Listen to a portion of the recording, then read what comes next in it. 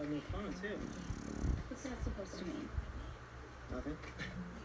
Never mind. I was just texting you to remind you about the Bar mitzvah? Yes, I remember. Saturday at 7. I wouldn't forget your first paying gig. Or the fact that you need a ride. Good.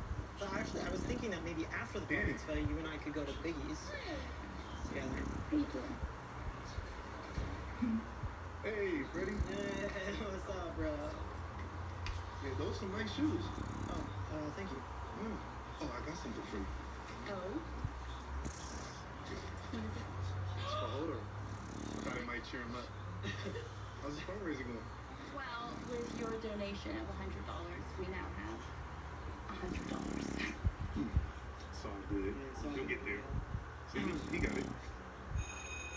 Oh, that's the sound of my class right here.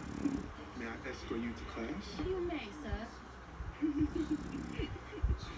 Bye, Freddie.